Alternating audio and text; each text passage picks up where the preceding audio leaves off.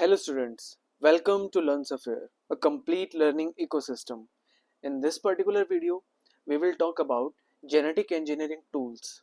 My name is Prashant Sharma. Let's start this session. हमारा सबसे पहला टॉपिक है genetic engineering.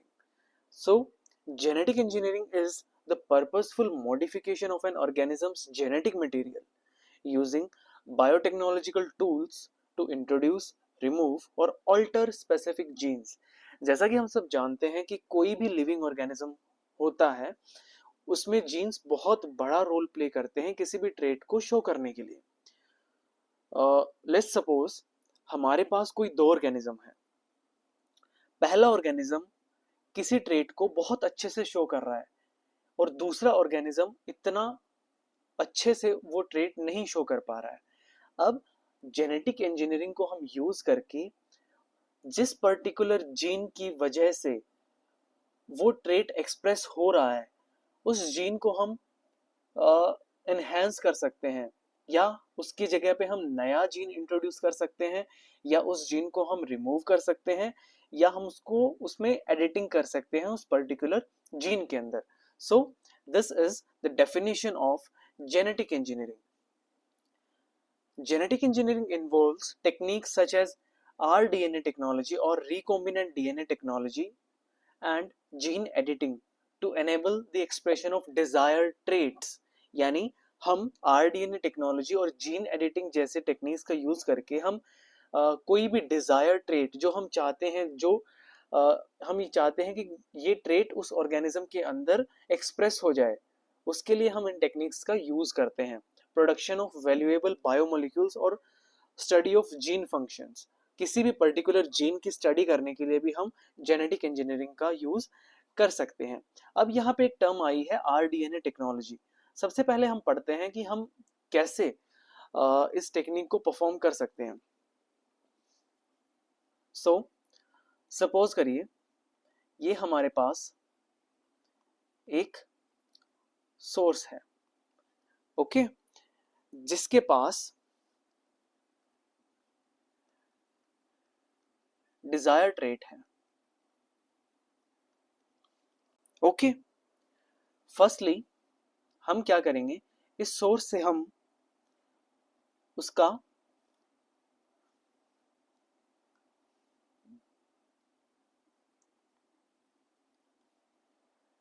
जीनोम एक्सट्रैक्ट कर लेंगे. Okay, this is the genome of the source. Okay, then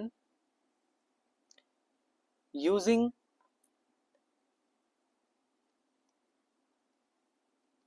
restriction endonuclease enzyme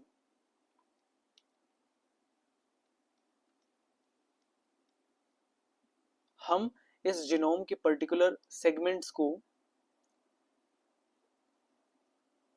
extract कर लेते हैं. Like these are the fragments or we can say these are the desired fragments from the genome of the source. Okay, उसके बाद क्या होता है,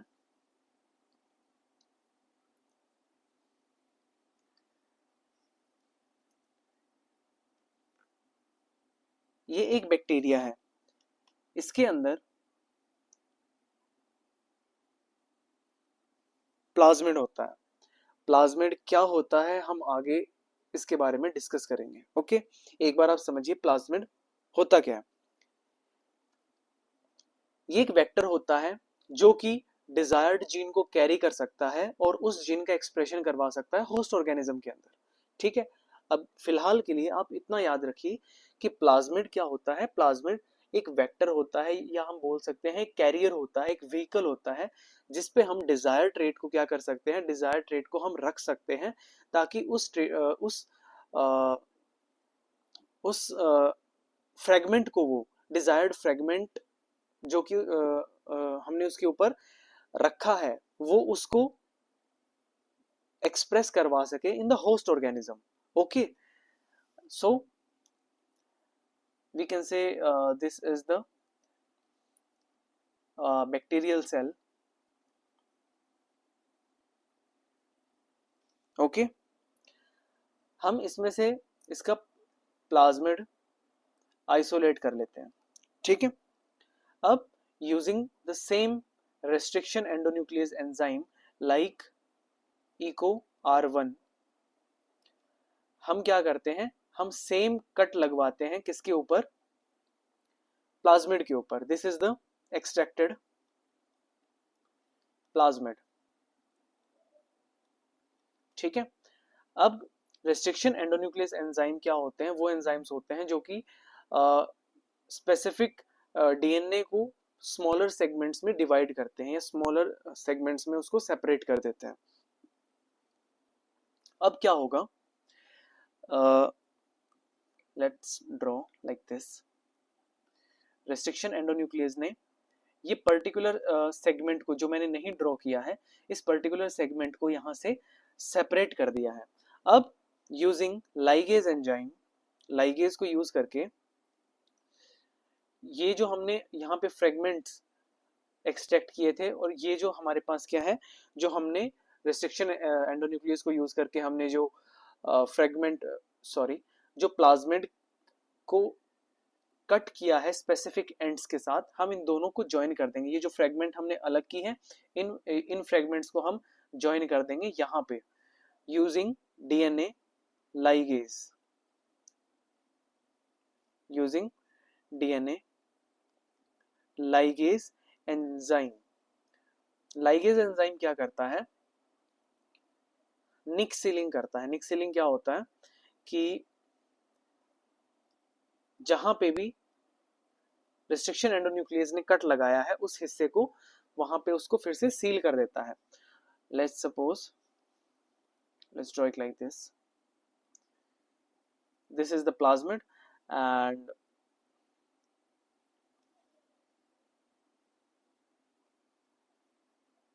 this is the fragment जो हमें होस्ट के अंदर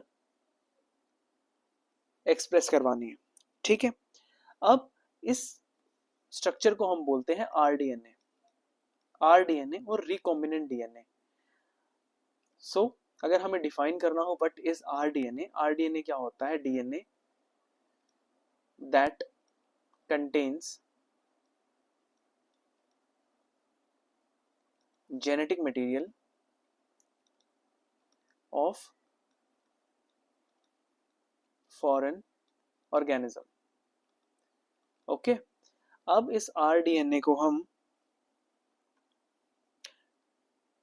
ट्रांसफर करवा देते हैं होस्ट सेल के अंदर, ओके। होस्ट सेल के अंदर हम इस आरडीएनए को ट्रांसफर करवा देंगे। उसकी वजह से क्या होगा, ये मान लिया हमने, क्या है, ये होस्ट सेल है जिसके अंदर हमें उस जीन का एक्सप्रेशन करवाना है या उस पर्टिकुलर डिजायर ट्रेट का हमें एक्सप्रेशन करवाना है। तो जब ये आरडीएनए होस्ट की बॉडी के अंदर जाता है,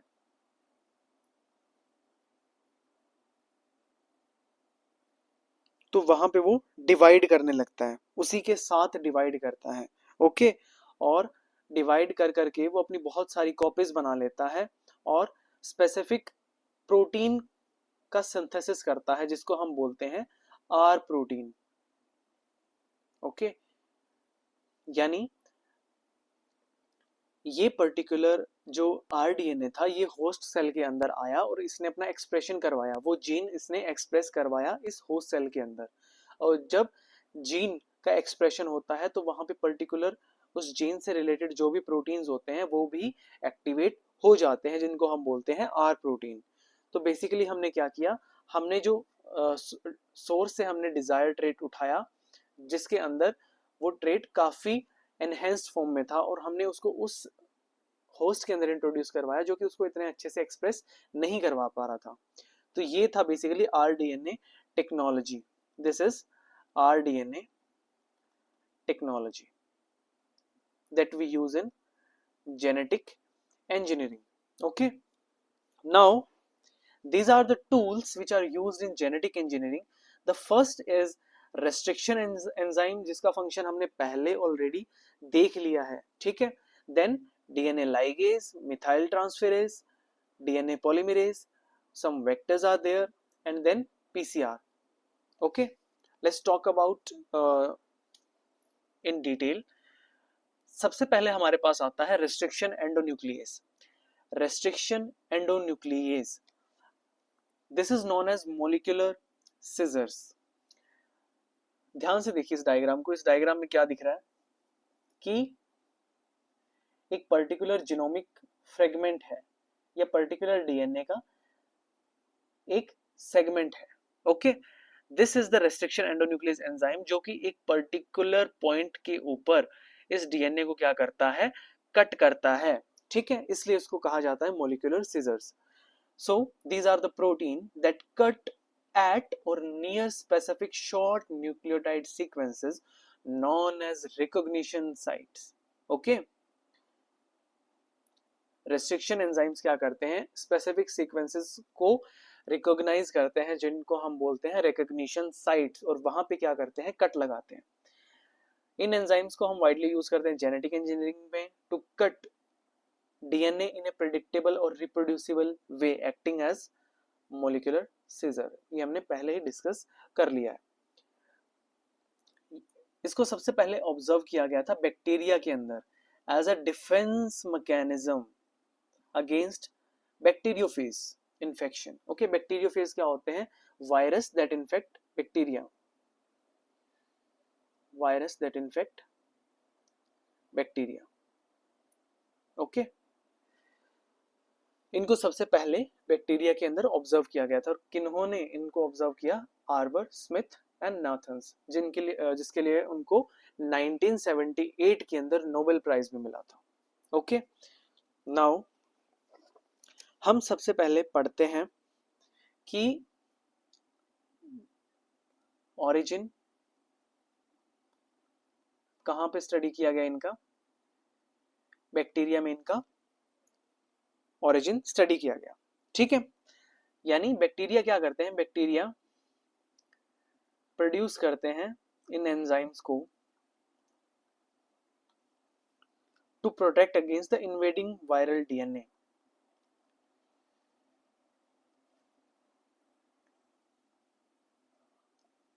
to protect against the invading viral DNA और आरएनए। ओके, नाउ हम इन रेस्ट्रिक्शन एंडोन्यूक्लियस का नोमेनक्लेचर कैसे करते हैं। ओके,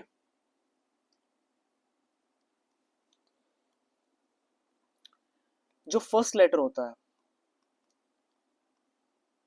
जो फर्स्ट लेटर होता है रेस्ट्रिक्शन एंडोन्यूक्लियस के नाम में, फर्स्ट लेटर डिनोट करता है genus, genus of the organism. Okay, genus of the organism. जो सेकंड लेटर होता है वो डिनोट करता है species, species of the organism. जो थर्ड होता है, थर्ड लेटर डिनोट करता है strain of the organism. Okay, then fourth basically वो एक रोमन नंबर होगा जो कि डिनोट करेगा order of discovery. Okay, for example अगर हम एग्जाम्पल ले इको R1, जिसकी हमने पहले भी बात की है यहां पे कि हमने restriction enzyme eco R1 use किया है, ठीक है। इको R1, इसका फर्स्ट लेटर क्या है, ई, जो कि ई किसको डिनोट करता है,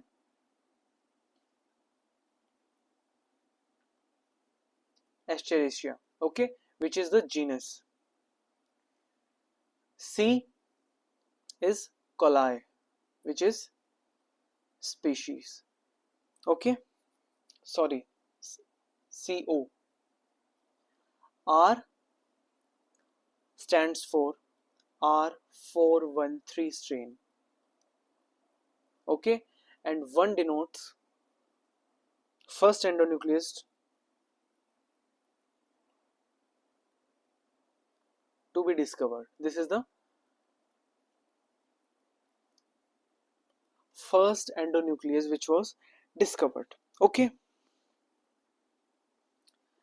जैसा कि हम पहले भी पढ़ चुके हैं यहाँ पे कि रेस्ट्रिक्शन एंजाइम क्या करते हैं, रिकॉग्नाइज करते हैं किसी पर्टिकुलर सीक्वेंस को और मेक अ कट लगा देते हैं विद इन स्पेसिफिक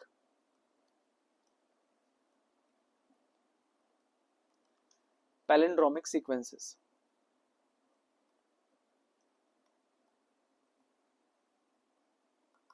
ओके, जिनको हम बोलते हैं रेस्ट्रिक्शन साइट्स. अब यहां पे एक वर्ड आया है पैलिंड्रोमिक सीक्वेंसेस. ठीक है,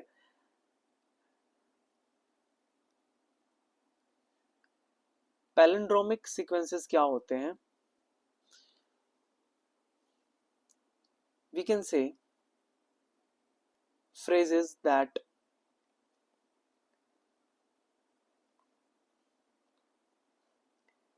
read the same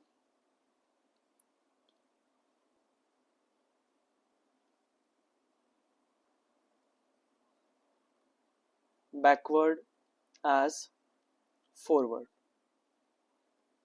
Okay, for example, civic, CIVIC, ये बेसिकली इंग्लिश वर्ड है. अगर हम इसको इस डायरेक्शन में पढ़ते हैं या हम इसको इस डायरेक्शन में पढ़ते हैं, ये सेम ही पढ़ा जाएगा. या हम बात करें madam, this is also a palindromic word. Okay, अगर हम इसको सीक्वेंस की फॉर्म में, जीनोमिक सीक्वेंस की फॉर्म में लिखना होगा, हम कैसे लिखेंगे? लेट्स सपोज 5 प्राइम पे हमारे पास है GAATTC. Okay, this is the 3 prime and, 3 prime and CTTAAG 5 prime.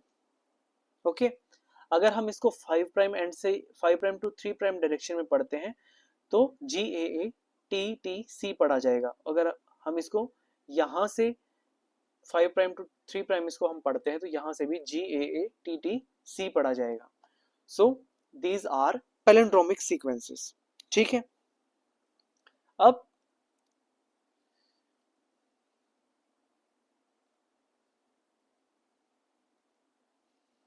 हमारे पास, जस्ट वेट अ सेकेंड,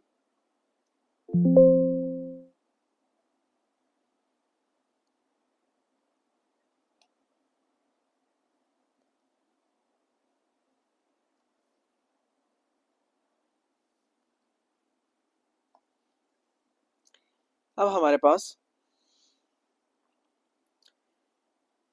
एक टर्म आती है ends produced by restriction enzymes. कि जो रेस्ट्रिक्शन एंजाइम्स होते हैं वो 2 टाइप के हमारे पास एंड्स को प्रोड्यूस करते हैं. ठीक है, first are blunt ends and the second one are sticky ends. Okay, सबसे पहले हम पढ़ते हैं कि ब्लंट एंड्स हमारे पास क्या होते हैं. कि जो हमारे पास रेस्ट्रिक्शन एंडोन्यूक्लियस एंजाइम होते हैं वो प्रिसाइजली कट करते हैं ऑपोजिट साइड पे भी. ओके, या हम कह सकते हैं कि जहां पर the ends which do not have unpaired bases. okay, so blunt end में हम लिखेंगे that cuts at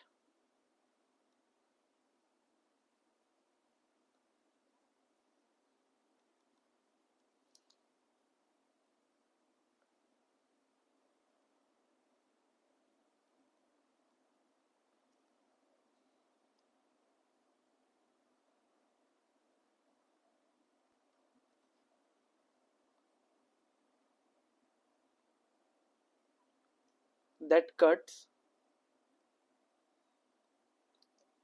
precisely at opposite side. Okay, like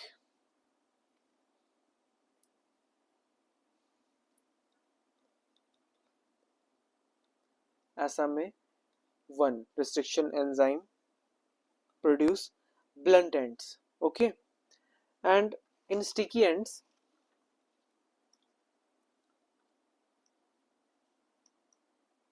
that cuts asymmetrically. Okay, अगर हम इनको समझना चाहें सीक्वेंस की फॉर्म में, हम समझ सकते हैं जैसे T A C C C G G G T C. Okay, this is a sequence, and in on the opposite strand we have A T G G G C C C A and G. Okay, this is the sequence. Okay, now जो हमारे पास SMA1 enzyme है वो इस sorry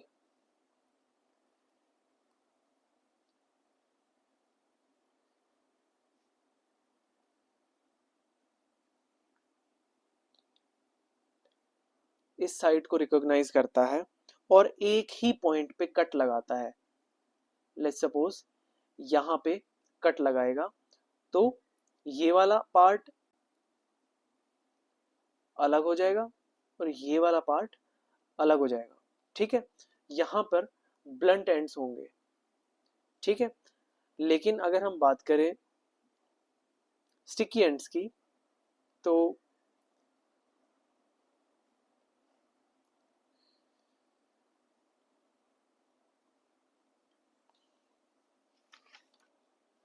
same sequence में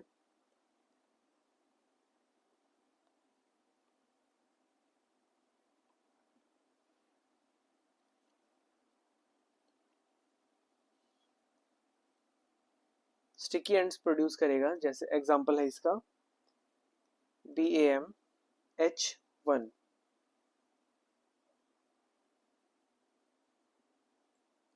okay, जो कि एक cut लगाएगा यहां पर और दूसरा कट लगाएगा सॉरी यहां पर. ओके, यानी एसिमेट्रिकली कट करता है एंजाइम्स को. ओके,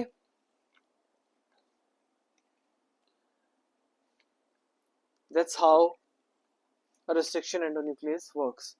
सबसे पहले एक स्पेसिफिक साइट के ऊपर रिस्ट्रिक्शन एंजाइम आके क्या होता है बाइंड करता है, जिसको हम बोलते हैं रिस्ट्रिक्शन साइट. इसके ऊपर आके बाइंड करेगा और यहाँ के जो बॉन्ड्स प्रेजेंट थे उनको क्लीव कर देगा, जिसकी वजह से दोनों सेगमेंट अलग हो जाती है. ओके, इसको हम जेनेटिक इंजीनियरिंग में या RDNA टेक्नोलॉजी के अंदर कैसे यूज करते हैं कि फॉर एग्जांपल ये हमारे पास क्या है, ये हमारे पास जीन ऑफ इंटरेस्ट है. ओके, या हम बोल सकते हैं हमारे पास ये फ्रेगमेंट है जिसको हमने इंट्रोड्यूस करना है इस क्लोनिंग वेक्टर के अंदर. सबसे पहले रिस्ट्रिक्शन एंजाइम आएगा, इस फ्रेगमेंट के अंदर कट लगाता है. ठीक है, सेम कट लगाएगा वो specific sequence of the cloning vector. ठीक है, उसके बाद ये फ्रेगमेंट आके बाइंड कर जाता है इसके ऊपर. ओके, इसके ऊपर आके ये सीक्वेंस बाइंड कर गया और जब ये RDNA का एक्सप्रेशन करवाते हैं हम किसके अंदर, होस्ट सेल के अंदर, तो हमारा R प्रोटीन या रिकॉम्बिनेंट प्रोटीन क्या हो जाता है, एक्सप्रेस हो जाता है. ठीक है, सेम एग्जांपल यहाँ पे दिया हुआ है ई कोराई का एग्जांपल लेके कि यहाँ पे स्टिकी एंड्स प्रोड्यूस कर रहा है. कैसे कर रहा है, क्योंकि एक कट ये यहाँ पे लगा रहा है और एक कट ये यहाँ पे लगा रहा है. ठीक है, अनइवन या एसिमेट्रिकल कट लगा रहा है जिसकी वजह से यहाँ पे स्टिकी एंड्स प्रोड्यूस हो रहे हैं. उसके बाद इन दोनों फ्रेगमेंट्स को ज्वाइन कर दिया गया यूजिंग DNA लाइगेज. ओके, और हमारे पास फिर ये यहाँ पे तैयार हो जाता है रिकॉम्बिनेंट DNA. उसके बाद अगर हम बात करें types of restriction enzymes, first is type 1। Okay, this is specific sequence को ये रिकॉग्नाइज करता है, यानी हम बोल सकते हैं नॉन पैलिंड्रोमिक सीक्वेंसेस को ये रिकॉग्नाइज करता है और रैंडम साइट पर कट लगाता है, ठीक है, और far from the recognition site, ठीक है, किसी भी रैंडम साइट पे लेकिन रिकॉग्निशन साइट से थोड़ा दूर। इसके लिए ATP, magnesium, S adenosyl methionine यानी सैम कोफैक्टर इसको रिक्वायर्ड होते हैं काम करने के लिए, यूज इन जेनेटिक इंजीनियरिंग। इसका यूज किया जेनेटिक इंजीनियरिंग, इसको हम काफी रेयरली यूज करते हैं ड्यू टू अनप्रिडिक्टेबल कटिंग। इसका एग्जांपल क्या है, Eco K I, okay, K one sorry. Then type 2, type 2 restriction enzyme basically specific sequence, specific palindromic sequences को क्या करता है, रिकॉग्नाइज करता है और रिकॉग्निशन साइट के काफी क्लोज पे कट लगाता है। मैग्नीशियम आयन को रिक्वायर्ड होते हैं और most widely used for precise DNA cutting. For example इकोराई1, Hind 3, Bam H I, okay. Type 3, this is also non palindromic sequences को क्या करता है, रिकॉग्नाइज करता है, एक फिक्स डिस्टेंस पे कट करता है। एटीपी, मैग्नीशियम और सैम रिक्वायर्ड होते हैं, लिमिटेड यूज होता है, ठीक है। इसका एग्जांपल क्या है, Eco P15I।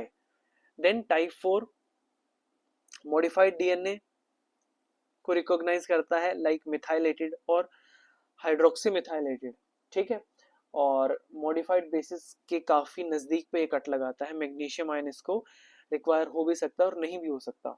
Use to study DNA methylation pattern, okay, for example MCRBC in E coli, ठीक है। उसके बाद हमारे पास आते हैं डीएनए लाइगेज। हमने क्या किया, हमने कट लगा दिया। कट लगाने का काम किसने किया, कट लगाने का काम किसने किया, रेस्ट्रिक्शन एंजाइम्स ने किया, ठीक है। अब हमने कट किस लिए लगाया होगा, ताकि हम किसी स्पेसिफिक फ्रेगमेंट को यहाँ पे ऐड कर सकें या हम इसको किसी स्पेसिफिक फ्रेगमेंट को हम ज्वाइन कर सकें, ठीक है। अब ये काम कौन करेगा, ये काम करेगा हमारा डीएनए लाइगेज, ठीक है। काम कौन करेगा, हमारा डीएनए लाइगेज। तो हम कह सकते हैं कि वो एंजाइम जो डीएनए फ्रेगमेंट्स को ज्वाइन करता है, ठीक है, कैसे ज्वाइन करता है, by forming a phosphodiester bond. किसकी फॉर्मेशन करता है, एक फॉस्फोडाइएस्टर बॉन्ड की फॉर्मेशन करता है, ठीक है। अब ये फॉस्फोडाइएस्टर बॉन्ड किसके बीच में बनता है, 3 prime hydroxyl group of 1 nucleotide. जो फर्स्ट न्यूक्लियोटाइड है उसका 3 प्राइम हाइड्रोक्सिल ग्रुप यानी OH ग्रुप प्रेजेंट होता है वहां पे, और 5 प्राइम के ऊपर वहां पे मौजूद होता है एक फॉस्फेट ग्रुप, ठीक है। इसको हम मॉलिक्यूलर ग्लू भी बोलते हैं। क्यों, ग्लू क्या होता है, किसी चीज को चिपकाने के लिए काम आता है। सेम काम क्या है, डीएनए लाइगेज का है। लाइगेज क्या करता है, दो जो न्यूक्लियोटाइड चेन्स होती हैं उनको, या दो न्यूक्लियोटाइड सीक्वेंस होती हैं उनको चिपकाने का काम डीएनए लाइगेज करता है। मोस्टली सारे के सारे लिविंग सेल्स के अंदर मिलता है, ठीक है। लैब सोर्सेज की अगर हम बात करें तो T4 bacteriophage ligase and E coli ligase, ठीक है। इसके लिए कोफैक्टर्स जो रिक्वायर्ड होते हैं, T4 डीएनए लाइगेज के लिए एटीपी इंपॉर्टेंट होता है इसकी फंक्शनिंग के लिए, और ई कोलाई डीएनए लाइगेज के लिए NAD जरूरी होता है, ठीक है। सबसे पहले इसके मैकेनिज्म की बात करें कि डीएनए लाइगेज जो है कैसे काम करता है। First step is the activation, ठीक है। जो डीएनए लाइगेज होता है वो 5 प्राइम एंड के ऊपर क्या होता है, बाइंड कर जाता है, ठीक है, और उसको एक्टिवेट कर देता है यूजिंग एटीपी और NAD। हमने देखा कि अगर वो T4 डीएनए लाइगेज है तो वो एटीपी को यूज करता है, और अगर वो ई कोलाई डीएनए लाइगेज है तो वो NAD को यूज करेगा, ठीक है। उसको जाके उसने क्या कर दिया, एक्टिवेट कर दिया। उसके बाद बॉन्ड फॉर्मेशन होता है जो कि एक फॉस्फोडाइएस्टर बॉन्ड होता है जो कि दो स्ट्रैंड्स को ये जोड़ देता है। इस इमेज में देखिए कि एक एटीपी आया, ठीक है, इसके फॉस्फेट एंड के साथ बाइंड हुआ और एक्टिवेट हो गया, उसके बाद बॉन्ड फॉर्मेशन हुआ और यहाँ पे बॉन्डिंग हो गई, दोनों स्ट्रैंड जो थे वो आपस में जुड़ गए, ठीक है। और एटीपी का काम खत्म होने के बाद यहाँ से एएमपी और पायरोफॉस्फेट यहाँ से क्या हो जाते हैं, रिलीज हो जाते हैं, ठीक है। आप इसको यहाँ पे देख सकते हैं कि ये हमारे पास क्या है, ये हमारे पास पहला न्यूक्लियोटाइड है और ये क्या है हमारे पास, दूसरा न्यूक्लियोटाइड। इसके इस 3 प्राइम एंड के ऊपर OH फ्री है और इसके 5 प्राइम एंड के ऊपर फॉस्फेट ग्रुप लगा हुआ है। अब डीएनए लाइगेज यूजिंग एटीपी क्या करता है, यहाँ पे फॉस्फोडाइएस्टर बॉन्ड की फॉर्मेशन करवा देता है between oxygen of first nucleotide at 3 prime end and phosphate group at 5 prime end of the second nucleotide, ठीक है। अब डीएनए लाइगेज का यूज क्या है in genetic engineering, basic question है, बेसिक आंसर होगा इसका। क्या करता है, डीएनए फ्रेगमेंट्स को ज्वाइन करता है, जो हमने रेस्ट्रिक्शन एंजाइम से हमने जो कट लगाए हैं, ठीक है, रेस्ट्रिक्शन एंजाइम से जो हमने कट लगाया है उसको ज्वाइन करने के लिए काम आता है। Second, seal gaps in recombinant DNA molecules after insertion of foreign DNA into the vectors। जब हम वेक्टर्स के अंदर जो हम उसके अंदर फॉरेन फ्रेगमेंट या फॉरेन डीएनए जब हम उसको इंट्रोड्यूस कर देते हैं तो उस गैप को सील करने के लिए किसका यूज होता है, डीएनए लाइगेज का यूज होता है। अब डीएनए लाइगेज जो है स्टिकी एंड्स के साथ काफी अच्छे तरीके से काम करता है, ठीक है, but with higher efficiency condition can also ligate blunt ends. अगर कंडीशन काफी अच्छी है तो ब्लंट एंड्स को भी काफी अच्छे से उसको लाइगेट कर सकता है। उसके बाद हमारा तीसरा एंजाइम आता है मिथाइलेज या मिथाइल ट्रांसफेरेज। देखिए जैसा कि इसका नाम हमें सजेस्ट कर रहा है, मिथाइल ट्रांसफेरेज यानी मिथाइल ग्रुप को क्या करेगा, ये ट्रांसफर करेगा। चलिए पढ़ते हैं कि क्या इसका काम है। मिथाइलेज क्या करता है, मिथाइलेज वो एंजाइम है जो कि ऐड करता है methyl group to this cytosine and adenine of DNA. DNA हमें पता है, डीएनए में साइटोसिन, ग्वानिन, एडेनिन ये सब प्रेजेंट होते हैं, ठीक है। अब क्या करता है मिथाइल ट्रांसफेरेज, साइटोसिन और एडेनिन के ऊपर क्या करता है, मिथाइल ग्रुप का एडिशन करवाता है, ठीक है। बेसिकली एक मोनोमेरिक एंजाइम होता है और इसका मोलिकुलर वेट अप्रोक्स 62,000 डाल्टन होता है। ये हम ऑलरेडी पढ़ चुके हैं कि मिथाइल ग्रुप को ऐड करता है to N6 position of adenine. ये चीज याद रखिएगा कि एडेनिन के N6 पोजीशन के ऊपर मिथाइलेशन करता है ताकि वो 6 मिथाइल एडेनिन बना सके, और साइटोसिन की 5N5 पोजीशन के ऊपर इसको क्या करता है, मिथाइलेट करता है ताकि 5 मिथाइल साइटोसिन बना सके, ठीक है। ये एक बार में सिर्फ एक मिथाइल ग्रुप को ऐड करता है और इमीडिएटली डिसोसिएट हो जाता है फ्रॉम द डीएनए, ठीक है। उसके बाद उसको जब सेकंड मिथाइल ग्रुप ऐड करना होता है तो उसके बाद फिर से इसको बाइंड होना होता है, ठीक है। इसके लिए एस एडेनोसाइल मिथ्योनिन यानी सैम की रिक्वायरमेंट होती है ताकि ये प्रॉपरली फंक्शन कर पाए। उसके बाद हम ये पढ़ चुके हैं कि बैक्टीरिया क्या है, रेस्ट्रिक्शन एंजाइम को प्रोड्यूस करते हैं ताकि फॉरेन डीएनए को वो कट कर पाए, ठीक है, यानी सेल्फ डिफेंस के लिए उसको यूज करता है, ठीक है।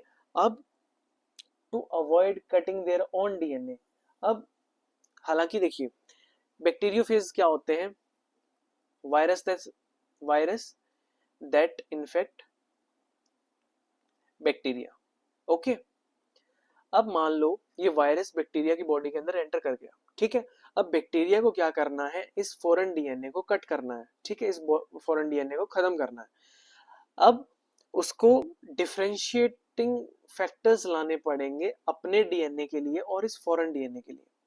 अब क्या करता है बैक्टीरिया, कि बैक्टीरिया मिथाइलेज एंजाइम को प्रोड्यूस करता है। वो मिथाइलेज एंजाइम क्या करते हैं, साइटोसिन और एडेनिन के ऊपर मिथाइलेशन कर देते हैं खुद के डीएनए के ऊपर, यानी जो बैक्टीरियल डीएनए है उसके ऊपर क्या होगा, ये मिथाइलेज मिथाइल ग्रुप को ऐड कर देंगे। ठीक है, अब ये मिथाइलेशन हो गया। अब ये क्या करेगा, डीएनए की शेप को चेंज कर देगा, जो कि रेस्ट्रिक्शन एंजाइम की बाइंडिंग से उनको प्रिवेंट कर लेते हैं। यानी एक डिफरेंशिएटिंग फैक्टर बैक्टीरिया ने निकाल लिया है कि डीएनए का मिथाइलेशन कर दो। ठीक है, मिथाइलेशन करने के बाद क्या होता है, जो बैक्टीरिया का खुद का डीएनए होता है उसके अंदर चेंजेस, कन्फर्मेशनल चेंजेस आते हैं, जिसकी वजह से रेस्ट्रिक्शन एंजाइम उसके ऊपर बाइंड नहीं कर सकता है। ठीक है, और उसको वो रेस्ट्रिक्शन एंजाइम के एक्शन से बच जाएगा। ठीक है, यहाँ पे यही लिखा हुआ है कि methylated DNA recognize as self, यानी जो डीएनए मिथाइलेटेड हो चुका है बैक्टीरिया उसको सेल्फ की तरह ट्रीट करता है, यानी क्लीवेज से वो क्या है, सेफ है।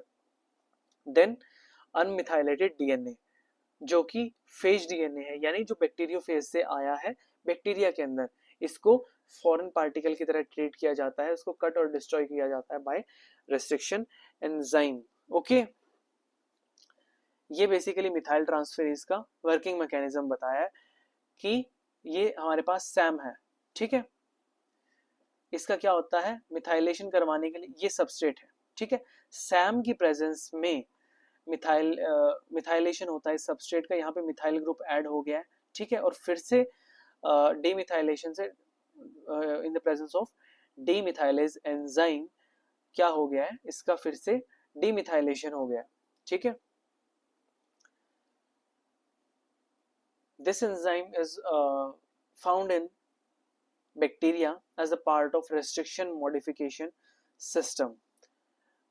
ये एंजाइम जो है बैक्टीरिया को प्रोटेक्ट करता है from the action of restriction enzyme.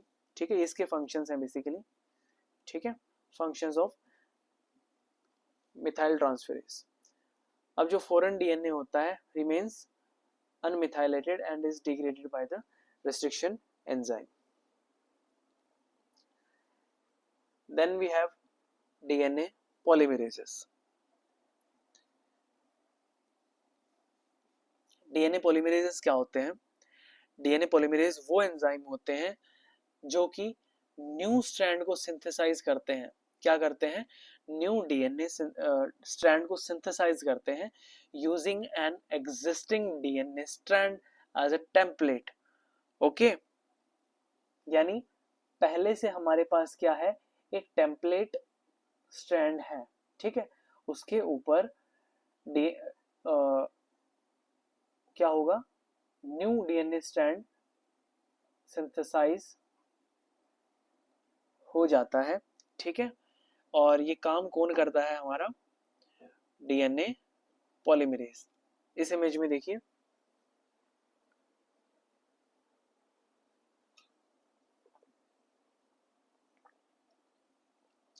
ये हमारे पास क्या है, प्राइमेज। प्राइमेज का काम क्या है, प्राइमर की फॉर्मेशन करना। प्राइमर बेसिकली क्या होते हैं, शॉर्ट स्ट्रैंड्स ऑफ आरएनए होते हैं। ठीक है, अब डीएनए पॉलीमरेज क्या करेगा, इस स्ट्रैंड की फॉर्मेशन करेगा। ठीक है, बाय एडिंग न्यू न्यूक्लियोटाइड्स। ठीक है, सेकंड पॉइंट में यही लिखा है कि they add new nucleotides in 5 prime to 3 prime direction and require a primer.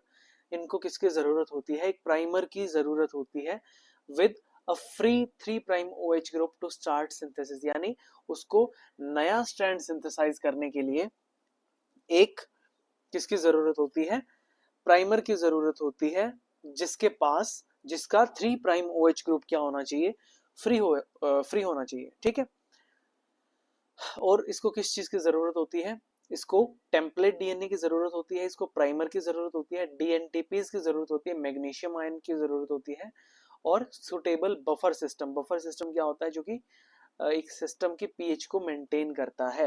ठीक है, ये सारी रिक्वायरमेंट्स इंपॉर्टेंट है, इसको याद रखिएगा। एक और इंपॉर्टेंट चीज है कि जो डीएनए पॉलीमरेज है वो न्यू स्ट्रैंड का सिंथेसिस कौन से डायरेक्शन में करता है, 5 प्राइम टू 3 प्राइम के डायरेक्शन में उसका सिंथेसिस होता है। ठीक है, ये देखिए, ये हमारे पास क्या है, एक 5 प्राइम टू 3 प्राइम सॉरी ये हमारे पास क्या है नीचे, ये हमारे पास ये हमारे पास ओल्ड स्ट्रैंड है, या हम इसको बोल सकते हैं ये हमारे पास क्या है, टेम्पलेट स्ट्रैंड है। ठीक है, ये हमारे पास क्या है, टेम्पलेट स्ट्रैंड है। तो इसके भी डायरेक्शन याद रखिएगा कि जो टेम्पलेट स्ट्रैंड ऑलवेज कहाँ होता है, कौन सी पोजीशन में होता है, 3 प्राइम टू 5 प्राइम डायरेक्शन में होता है। ठीक है, अब यहाँ पे क्या होता है, ये देखिए इतना यहाँ पे क्या है, प्राइमर ने यहाँ पे एक इतना शॉर्ट सीक्वेंस बना दिया है किसका, आरएनए का। अब इसके बाद यहाँ पे क्या होगा, डीएनए पॉलीमरेज बाइंड करता है और न्यू स्ट्रैंड का सिंथेसिस करता है in the 5 prime to 3 prime direction. Okay, new strand का सिंथेसिस कौन से डायरेक्शन में होगा, 5 प्राइम टू 3 प्राइम डायरेक्शन, बिल्कुल opposite to the parent strand और द टेम्पलेट स्ट्रैंड। ठीक है, ये देखिए सेम डायग्राम ऐसे भी समझ सकते हैं कि नीचे हमारे पास ये क्या है, टेम्पलेट स्ट्रैंड है। ठीक है, यहाँ पे इतना ये क्या है, हमारे पास प्राइमर है। ठीक है, ये हमारे पास क्या आया, डीएनए पॉलीमरेज। ठीक है, डीएनए पॉलीमरेज यहाँ पे आके बाइंड करता है और आगे न्यूक्लियोटाइड को ऐड करना शुरू कर देता है और आगे जाके पूरी ये क्या कर देगा, न्यू स्ट्रैंड का सिंथेसिस कर देगा। Then we have types of DNA polymerase. First is DNA polymerase 1. DNA polymerase 1 का सोर्स होता है E. coli. ओके, इसका मेन रोल होता है डीएनए रिपेयर और रिमूवल ऑफ आरएनए प्राइमर्स। ठीक है, इसके स्पेशल फीचर्स क्या क्या है, इसके पास 5 prime to 3 prime polymerase activity, 3 prime to 5 prime exonuclease activity, यानी प्रूफ रीडिंग होती है अगर किसी जगह पे गलत न्यूक्लियोटाइड्स ऐड हो गए तो इसको रिकॉग्नाइज करना और इसको ठीक करना, जो न्यूक्लियोटाइड्स हमारे पास ऐड हुए हैं उनको ठीक करना। ठीक है, जैसे कि यहाँ पे हम देखते हैं सी के सामने जी, टी के सामने ए, टी ए, यहाँ पे मान लीजिए जी के सामने टी लग गया। ठीक है, यहाँ पे क्या आ गया, टी आ गया। अब इस गलत न्यूक्लियोटाइड को पहचानना और इसको ठीक करना, इस एक्टिविटी को बोलते हैं प्रूफ रीडिंग। ठीक है, तो डीएनए पॉलीमरेज के पास क्या है, 3 prime to 5 prime exonuclease activity. Also it has 5 prime to 3 prime exonuclease activity also, यानी प्राइमर रिमूवल, यानी प्राइमर को रिमूव करने की प्रॉपर्टी भी है इसके पास। ठीक है, जेनेटिक इंजीनियरिंग में nick translation, DNA labelling, recombinant DNA construction के लिए भी इसका यूज करते हैं। Then we have DNA polymerase 3, ये भी इसका सोर्स ई कोलाई है। ठीक है, जो रेप्लिकेशन के लिए मेन एंजाइम होता है वो होता है डीएनए पॉलीमरेज 3। ठीक है, इसकी प्रोसेसिविटी क्या होती है, इसकी हाई प्रोसेसिविटी होती है, 3 prime to 5 prime exonuclease activity यानी प्रूफ रीडिंग एक्टिविटी भी होती है इसके पास, और ये कॉमनली यूज नहीं होता है due to instability and it is important for understanding replication. Then we have Taq DNA polymerase. Taq DNA polymerase is extracted from Thermus aquaticus bacteria. Okay, and basically it is a temperature resistant bacteria. Okay, और इसका main role होता है DNA replication in high temperature environments. Okay, it is thermostable and it doesn't have any proofreading activity. Then we have इसको हम PCR में use करते हैं. Then reverse transcriptase, retrovirus से हम इसको आइसोलेट करते हैं और ये कन्वर्ट करता है आरएनए को डीएनए के अंदर.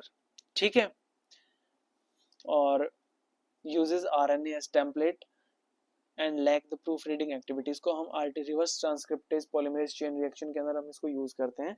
cDNA सिंथेसिस के अंदर भी हम इसको यूज करते हैं. Then we have its role.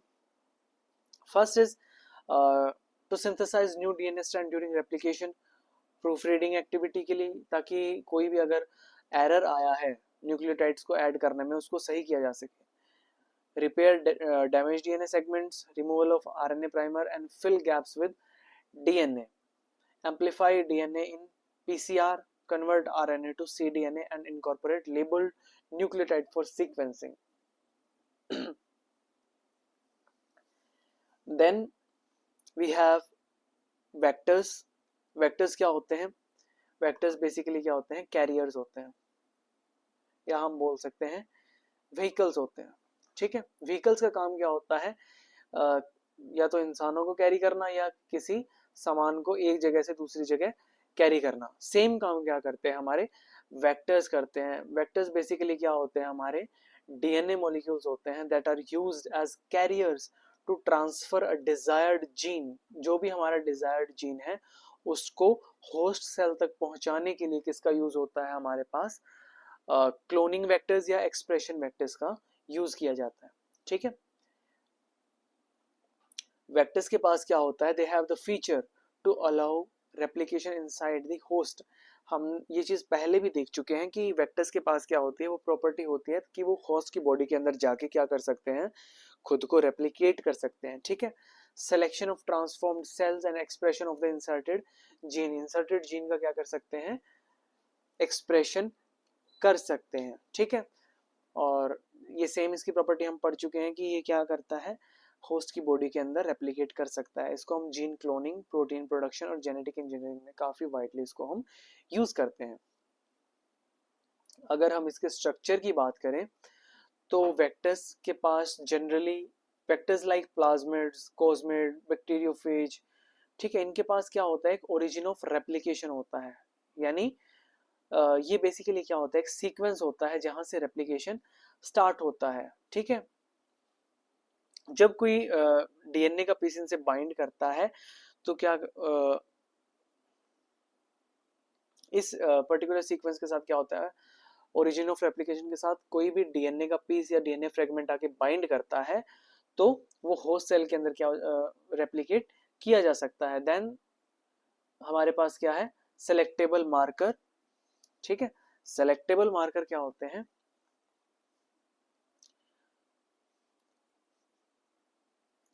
Selectable markers basically क्या करते हैं? परमिट यानी परमिशन देते हैं रिकॉम्बिनेंट्स को to be chosen over non recombinants. जो हमने फॉरेन डीएनए के इंसर्शन से हमने जो रिकॉम्बिनेंट बनाया है उसको क्या करता है? उसको चूज करवाने की, यानी होस्ट बॉडी उसको प्रेफरेंस दे, उनके पास क्या होती है? ये एक प्रॉपर्टी होती है, ठीक है। या हम बोल सकते हैं कि इन जीन्स के पास क्या होता है? रेजिस्टेंस होता है specific antibiotics like ampicillin, kanamycin और क्लोरामफेनिकोल जैसी एंटीबायोटिक्स के खिलाफ क्या करता है? रेजिस्टेंस प्रोवाइड करवाता है, ठीक है। Then we have cloning sites, okay. Cloning sites क्या होती हैं? वो रिकॉग्निशन साइट होती है रेस्ट्रिक्शन एंजाइम की, ठीक है, जहां पे आके रेस्ट्रिक्शन एंजाइम बाइंड करते हैं, ठीक है। ऑल्सो जो लाइगेशन होता है फॉरेन डीएनए का वो भी कहाँ होता है? रेस्ट्रिक्शन साइट पे होता है, located in one of the two antibiotic resistance gene. इसके स्ट्रक्चर की बात करोगे तो यहाँ पे क्या देखो, सबसे ऊपर हमें यहाँ पे दिख रहा है ओरिजिन ऑफ रेप्लिकेशन, यानी ओआरआई साइट हमें यहाँ पे दिख रही है। यहाँ पे हमारे पास क्या है? एंटीबायोटिक रेजिस्टेंस जीन, जो कि हमने देखा कि एम्पेसिलिन, क्लोरामफेनिकोल जैसी एंटीबायोटिक्स के खिलाफ इसको रेजिस्टेंस प्रोवाइड करवाते हैं। Then we have selectable marker, जो कि इसको रिकॉम्बिनेंट या नॉन रिकॉम्बिनेंट के बीच में उसको चूज करवाती है, ठीक है। Then we have our restriction site, ठीक है, जहां पे आके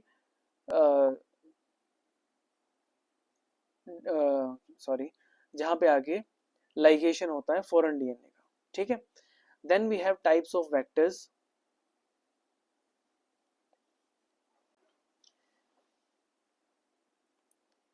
plasmids, bacteriophage, cosmids, BAC and YAC, ठीक है।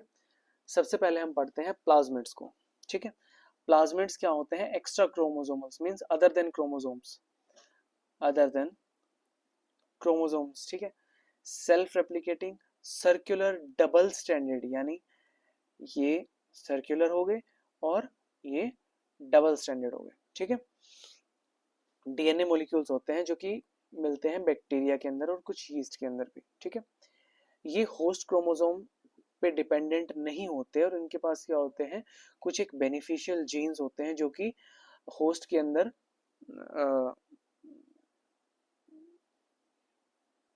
कैरी कर सकता है ये टू सर्टेन कंडीशंस, ठीक है। स्ट्रक्चरल फीचर्स की अगर हम बात करें, usually 1 to 250 kilo base pairs का होता है इन नेचुरल प्लाज्मिड्स, ठीक है। और जो इंजीनियर्ड प्लाज्मिड होता है वो typically 2 to 10 kilo base pairs manipulate कर सकता है, ठीक है। अब जो स्टैंडर्ड प्लाज्मिड वेक्टर्स होते हैं वो up to 10 kilo base pairs तक क्या कर सकते हैं, फॉरेन डीएनए को कैरी कर सकते हैं विदाउट लूजिंग देयर स्टेबिलिटी, ठीक है। हमने पढ़ा कि वेक्टर्स क्या करते हैं, फॉरेन डीएनए को अपने ऊपर कैरी करते हैं होस्ट ऑर्गेनिज्म तक, ठीक है। अब प्लाज्मिड्स की प्रॉपर्टी क्या है कि वो सिर्फ 10 किलो बेस पेयर तक ही जो फॉरेन डीएनए है उसको कैरी कर सकता है। इसके पास ओरिजिन ऑफ रेप्लिकेशन साइट होती है जो कि उसको ऑटोनोमसली रेप्लिकेट करने में मदद करती है, ठीक है। And also determines a copy number, ठीक है। Then we have selectable marker genes. Selectable marker genes हमने पढ़ा कि क्या करते हैं, उसको एंटीबायोटिक रेजिस्टेंस प्रोवाइड करते हैं, ठीक है, जो कि आइडेंटिफिकेशन ऑफ ट्रांसफॉर्मेंट्स या रिकॉम्बिनेंट्स के लिए इंपॉर्टेंट है। Then we have multiple cloning site, यानी वो क्या होता है, एक शॉर्ट सेगमेंट होता है जिसके पास रिकॉग्निशन साइट होती है जहां पे आके रिस्ट्रिक्शन एंजाइम्स बाइंड करते हैं, ठीक है, और वहां पे कट लगाते हैं ताकि फॉरेन डीएनए को इंसर्ट किया जा सके। Then we have reporter genes. Reporter genes क्या होते हैं प्लाज्मिड्स के अंदर, हम इनको ब्लू वाइट स्क्रीनिंग के लिए हम इसको यूज कर सकते हैं। Then we have promoter region, ठीक है, जहाँ पे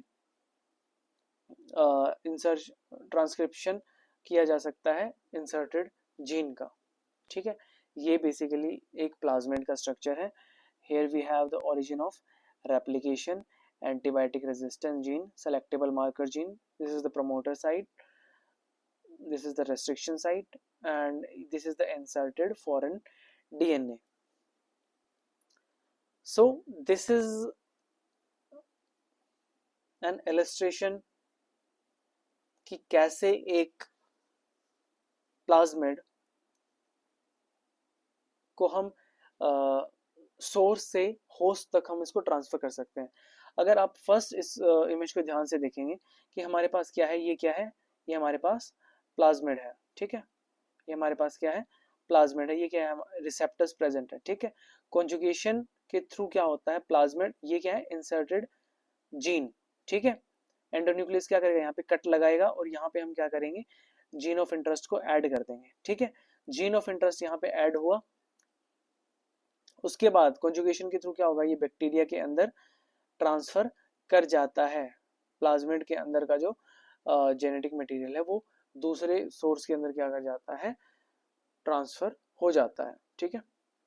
फंक्शंस क्या है जेनेटिक इंजीनियरिंग के अंदर कि it act as a cloning vector to carry foreign genes into the host bacteria, ठीक है। जीन एम्प्लीफिकेशन के अंदर हम इसको यूज कर सकते हैं। And protein expression in biotechnology and pharmaceutical production, also we can use vectors in gene therapy, ठीक है, और हम इसको शटल वेक्टर्स की तरह भी यूज कर सकते हैं to function in multiple host species. इसके एग्जांपल क्या है, PBR322, ठीक है, PUC19 and PGEM-T। Then we have bacteriophage. Bacteriophage क्या होते हैं, वायरस जो कि बैक्टीरिया को इन्फेक्ट करते हैं।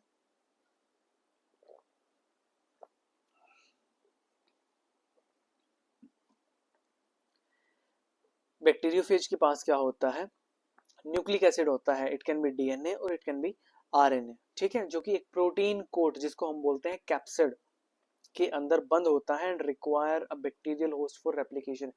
यानी एक बैक्टीरियोफेज तभी रेप्लिकेशन करता है जब वो बैक्टीरिया के अंदर प्रेजेंट होता है। इन जेनेटिक इंजीनियरिंग सर्टन जो बैक्टीरियोफेज होते हैं हम इनको मॉडिफाई करते हैं to serve as vectors for transferring the foreign DNA, ठीक है। अगर हम बात करें स्ट्रक्चरल फीचर्स की, first is genetic material. Usually क्या होता है, एक डबल स्ट्रैंडेड डीएनए प्रेजेंट होता है बैक्टीरियोफेजेस के अंदर, ठीक है। एग्जांपल के लिए लैम्डा फेज, ये क्या है, लैम्डा फेज, ठीक है। कुछ स्पीशीज के अंदर आरएनए भी प्रेजेंट हो सकता है इंस्टेड ऑफ डीएनए, ठीक है। Then we have capsid. Capsid क्या होता है, एक प्रोटीन शेल होता है जो कि प्रोटेक्ट करता है जीनोम को, ठीक है। It is attached to a tail structure for host recognition and DNA injection. Genome size naturally अगर हम बात करें तो एक lambda phage 48.5 kilo base pair तक कैरी सॉरी जो डीएनए होता है वो 48.5 किलो बेस पेयर्स का होता है, ठीक है। अगर हम उसकी कैपेसिटी की बात करें कि कितने बेस पेयर्स तक वो फॉरेन डीएनए को कैरी कर सकता है, तो ये नंबर है हमारे पास up to 20 to 25 kilo base pairs of foreign DNA वो कैरी कर सकता है to the host organism. Attachment site या हम बोल सकते हैं कॉस साइट्स प्रेजेंट होती है इसके पास, जो कि पैकेजिंग और जो कि लैम्डा फेज को हेल्प करती है पैकेजिंग के अंदर into the phage head and circularising into the host. Basically दो साइकिल के थ्रू गुजरता है, लाइटिक और लाइसोजेनिक साइकिल। लाइटिक साइकिल के अंदर क्या होता है, फेज रेप्लिकेट करता है रैपिडली, ठीक है, और होस्ट सेल को लाइज करता है, ठीक है, अपना नंबर बढ़ाएगा और होस्ट सेल को कट करेगा या लाइज करेगा, ठीक है। लाइसोजेनिक साइकिल के अंदर क्या होता है, उसका जो बैक्टीरियोफेज का जो जिनोम है वो इंटीग्रेट कर जाता है होस्ट के डीएनए के साथ। अगर वो बैक्टीरिया के अंदर जा रहा है तो बैक्टीरियोफेज का डीएनए इंटीग्रेट कर जाता है बैक्टीरियल डीएनए के साथ में, और उसके बाद में क्या हो जाता है, उनका रेप्लिकेशन हो जाता है, ठीक है। इनकी एफिशिएंसी काफी हाई होती है और हम इसको मॉलिक्यूलर क्लोनिंग के लिए हम इसको यूज कर सकते हैं। स्ट्रक्चर की बात करें तो हेड कंपोनेंट्स में क्या होता है इसके पास, ये इस वेट अ सेकेंड, इस पार्ट को हम क्या बोल सकते हैं, ये पार्ट होता है हमारा कैप्सिड, ठीक है। ये बेसिकली एक प्रोटीन शेल होती है जो कि जेनेटिक मटेरियल को एनक्लोज करके रखती है। ये क्या है, कैप्सिड। ये है हमारे पास यहाँ पे इसका जेनेटिक मटेरियल, ठीक है। ये सारे क्या है इसके टेल कंपोनेंट्स, ठीक है, ये सारे क्या है इसके टेल कंपोनेंट्स। कॉलर क्या करता है, हेड और टेल को कनेक्ट करता है और स्टेबिलिटी प्रोवाइड करता है, this is the collar. Tail sheath क्या होती है, कॉन्ट्रेक्टाइल ट्यूब होती है for injecting the DNA into the host, ठीक है। टेल ट्यूब क्या होता है, एक होलो चैनल होता है जो शीथ के अंदर प्रेजेंट होता है डीएनए पैसेज के लिए। बेस प्लेट क्या होता है, अटैचमेंट साइट होती है with enzyme to digest bacterial cell wall, ठीक है। टेल फाइबर क्या होता है, long and short fibres for host recognition and attachment. देखिए सबसे पहले क्या होता है, एक बैक्टीरियोफेज आके रिसेप्टर्स के साथ बैक्टीरिया के जो सरफेस के ऊपर जो रिसेप्टर्स होते हैं उनके ऊपर बाइंड करता है और अपना जेनेटिक मटेरियल इंजेक्ट करता है इनटू द बैक्टीरियल सेल, ठीक है। उसके बाद क्या होता है, अब ये जो फेज का जो वायरल जीनोम है ये बैक्टीरिया के अंदर क्या हो जाता है, आ गया। अब ये क्या करेगा, ये अपनी कॉपीज बनाता है, ठीक है। यहाँ से इसकी लाइटिक साइकिल चालू हुई है। अब लाइसोजेनिक साइकिल के अंदर क्या होगा, ये इसके होस्ट के साथ जीनोम के साथ क्या हो जाएगा, इंटीग्रेट हो जाएगा, ठीक है। उसके बाद अपनी ही कॉपीज को फिर से बढ़ाएगा और यहाँ से क्या हो जाएगा, इजेक्ट हो जाएगा। फंक्शंस की अगर हम बात करें तो क्लोनिंग वेक्टर्स को यूज किया, क्लोनिंग वेक्टर्स की तरह हम इसको यूज करते हैं for inserting large DNA fragments, ठीक है। Then we have, it is helpful in genomic library construction due to higher insert capacity, ठीक है। हम इसको फेस डिस्प्ले टेक्नोलॉजी के अंदर भी हम इसको यूज कर सकते हैं, और ट्रांसडक्शन के अंदर हम इसका यूज कर सकते हैं to transfer genes between bacterial cells. Example के लिए lambda phage, M13 phage and T series phages, ठीक है, which include T2, T4, T7 phages. Then we have cosmids. Cosmids क्या होते हैं? Cosmids are hybrid cloning vector, ठीक है, feature that have features of plasmids and bacteriophage, यानी cosmids are made up of plasmid plus bacteriophage, ठीक है। इन दोनों के कॉम्बिनेशन से क्या बनता है? हमारे पास कॉस्मिड बनता है, ठीक है। इनके पास क्या होता है? ये लार्जर डीएनए फ्रेगमेंट्स को कैरी कर सकते हैं then plasmid, but replicate like plasmid in the host cell, ठीक है। की फीचर्स की अगर हम बात करें, इसको हम प्लाज्मिड और लैम्डा फेस की कोस साइड से हम इसको डिराइव करते हैं, ठीक है। इसका साइज क्या होता है? Up to sorry, it can carry up to 45 kilo base pairs, sorry, हाँ, ठीक है। रेप्लिकेशन में इसका प्लाज्मिड की तरह क्या करता है? होस्ट के अंदर ये मल्टीप्लाई कर सकता है। सिलेक्टेबल मार्कर जीन भी प्रेजेंट होते हैं जो कि इसको एंटीबायोटिक रेजिस्टेंस प्रोवाइड करते हैं। क्लोनिंग साइट भी प्रेजेंट होगी, मल्टीपल क्लोनिंग साइट इंसर्शन के लिए। कोस साइट प्रेजेंट होगी, ठीक है, जो कि इसको पैकेजिंग में हेल्प करेगी लार्ज डीएनए को into the head of the phase, ठीक है। ये इसका स्ट्रक्चर है। कोस साइट्स प्रेजेंट है हमारे पास, ठीक है। यहाँ पे एम्पिसिलिन रेजिस्टेंस जीन प्रेजेंट है, ये सारा, ठीक है। Then what are the advantages? क्या है कि लार्जर डीएनए को कैरी कर सकता है, ठीक है। Infection based delivery into bacteria के अंदर काफ़ी एफिशिएंटली परफॉर्म करता है। स्टेबल मेंटेनेंस होती है, ठीक है। एग्जांपल के लिए PJB8, सुपर कॉस 1 और PWE15 इसके एग्जांपल है। Then we have bacterial artificial chromosome. Bacterial artificial chromosome क्या होते हैं? स्पेशली इंजीनियर्ड डीएनए वेक्टर्स होते हैं जो कि एफ प्लाज्मिड, जो कि फर्टिलिटी प्लाज्मिड होते हैं ई कोलाई का, वहां से हम इनको क्या करते हैं? सोर्स करते हैं, ठीक है। इनको डिजाइन किया जाता है to carry very large DNA fragments with high stability, ठीक है। की फीचर्स की अगर हम बात करें तो क्या होता है? हम इसको डिराइव करते हैं एफ प्लाज्मिड से, ठीक है। Up to 300 kb of foreign DNA carry कर सकता है, ठीक है। और इसकी स्टेबिलिटी काफ़ी हाई होती है होस्ट सेल के अंदर, ठीक है। और सेलेक्टेबल मार्कर जीन जो इसके अंदर प्रेजेंट हो गए वो यूजुअली क्लोरामफेनिकोल रेजिस्टेंस शो करते हैं, ठीक है। पार्टीशन जी, पार ए और पार बी भी प्रेजेंट होते हैं, ठीक है, जो कि सेल डिवीजन के टाइम पे इसका इक्वल डिस्ट्रीब्यूशन को इंश्योर करते हैं, ठीक है। और इसकी काफ़ी मेंटेनेंस स्टेबल होती है, यानी low copy, reduce, recombination and insert loss.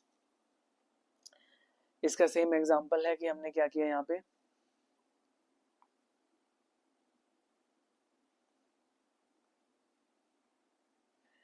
ये क्या है हमारे पास? बैक्टीरियल एफ प्लाज्मिड को हम कट करते हैं विद लेक जेड जीन, ठीक है, रिस्ट्रिक्शन एंजाइम के साथ में। हमारे पास क्या आ गया? ये एक सेगमेंट इसका एफ प्लाज्मिड का बाहर आ गया, ठीक है। हम अब यहाँ पे हम क्या करते हैं? जीन ऑफ इंटरेस्ट को इंसर्ट करते हैं किसके अंदर?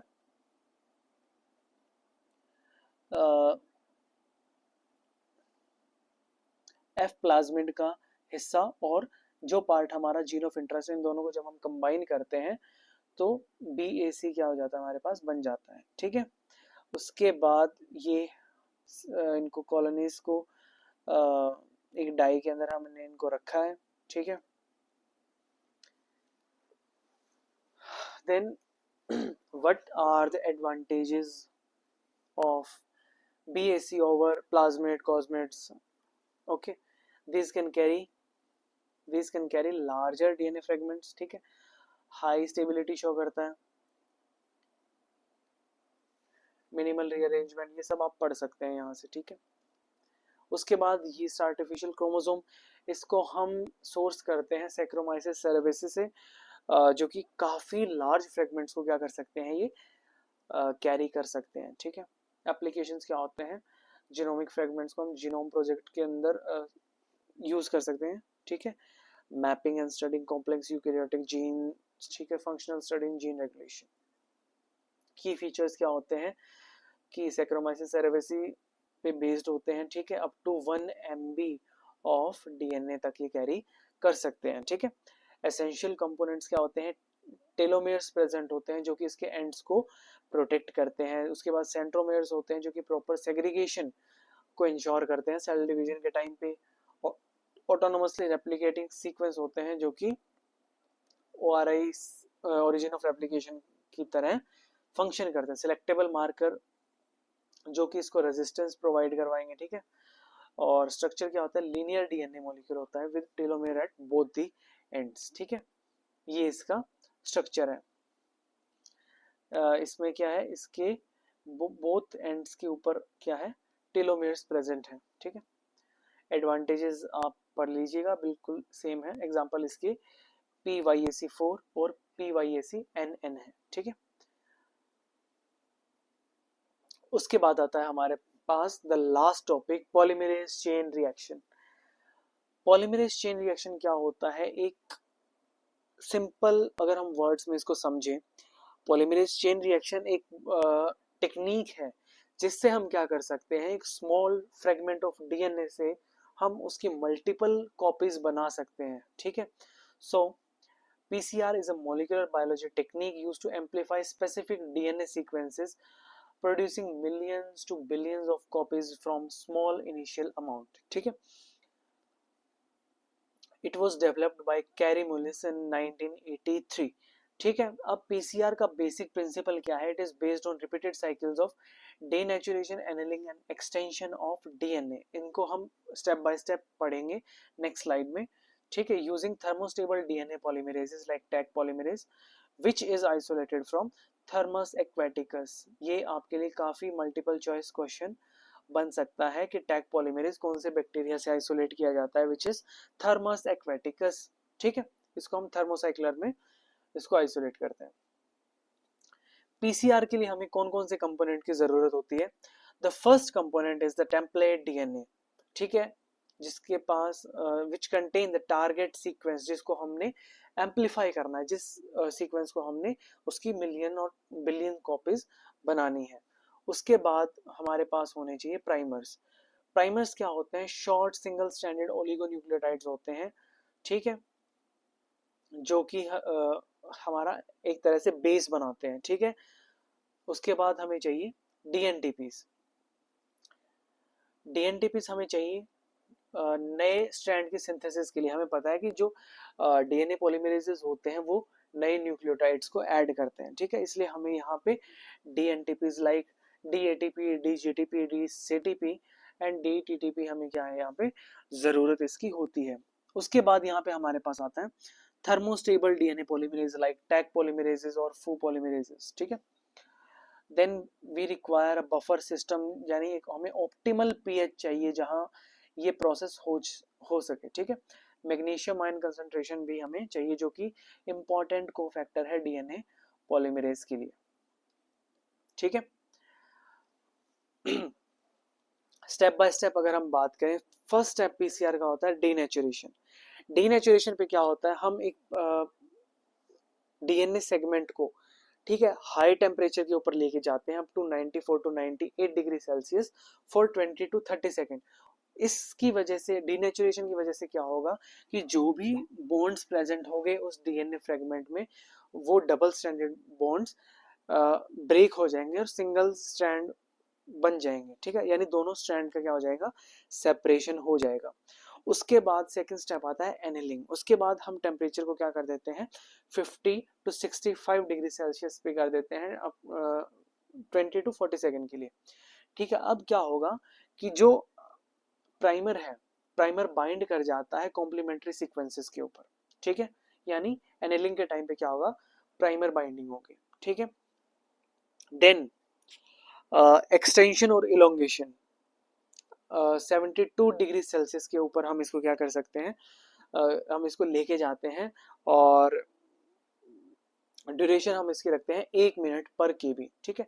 अब क्या होता है, डीएनए पॉलीमरेज आके बाइंड कर जाता है और न्यू स्ट्रैंड का क्या करता है, सिंथेसिस करता है, और ये साइकिल रिपीटेडली क्या होती है, चलती रहती है, ठीक है। और मिलियंस कॉपीज हम ऐसे इस प्रोसेस को यूज करके बना सकते हैं, ठीक है। अब आप देखिए इस फर्स्ट में डीनेचुरेशन हमने टेम्परेचर रखा है 95 डिग्री सेल्सियस, तो जो दोनों स्ट्रैंड के बीच में जो बॉन्ड्स थे वो क्या हो गए, सेपरेट हो गए, ठीक है, और हमारे पास सिंगल स्ट्रैंड बन गए दोनों। सेकेंड स्टेप ये क्या था हमारे पास, स्टेप 1, ठीक है। स्टेप 2 के अंदर क्या होगा, स्टेप 2 के अंदर हमारा होगा हम up to 55 to 65 degree temperature रखेंगे। ये प्राइमर्स हैं, प्राइमर्स जाके क्या हो गए, हमारे टारगेट साइट पे बाइंड हो गए, ठीक है। उसके बाद लास्ट स्टेप आता है हमारा एक्सटेंशन। ये जो हमें डीएनए पॉलीमरेज दिख रहे हैं सेकेंड स्टेप में क्या है, फंक्शनल नहीं है। जब प्राइमर बाइंड कर जाएगा, प्राइमर बाइंडिंग के बाद में क्या होगा, जब एक्सटेंशन के टाइम पे टेम्परेचर चला जाएगा 72 डिग्री सेल्सियस, तो डीएनए बाइंड हो जाते हैं यहाँ पे और क्या होते हैं, न्यू न्यूक्लियोटाइड्स की फॉर्मेशन करके न्यू स्ट्रैंड का क्या करते हैं, सिंथेसिस करते हैं। Basically this is the PCR, one cycle of PCR, ठीक है। इसको आप एक और इमेज में देखिए, डिनेचुरेशन के टाइम पे क्या हुआ, दोनों स्ट्रैंड सेपरेट हो गए, एनेलिंग पे क्या हुआ, ये प्राइमर बाइंड हो गई येलो कलर की, एक्सटेंशन के टाइम पे डीएनए पॉलीमरेज बाइंड हुआ और न्यू स्ट्रैंड का क्या कर दिया इसने, सिंथेसिस कर दिया। आप साथ में यहाँ पे टेम्परेचर भी देख सकते हैं। Types of PCR, conventional PCR, RT-PCR, qPCR and multiplex PCR are there. And application of PCR, genetic disease diagnosis, ठीक है, जो भी जीन से जुड़ी हुई डिसीजेज हैं हम उनको डायग्नोज कर सकते हैं using PCR. Pathogen detection, forensic DNA profiling, gene cloning and sequencing and mutation analysis, इन सब में पीसीआर का यूज हो सकता है। और आज के लेक्चर के लिए इतना ही, मिलते हैं अगले लेक्चर में, तब तक के लिए हमारे चैनल को लाइक, सब्सक्राइब और कमेंट कीजिए कि नेक्स्ट टॉपिक आप कौन सा पढ़ना चाहेंगे। Thank you so much.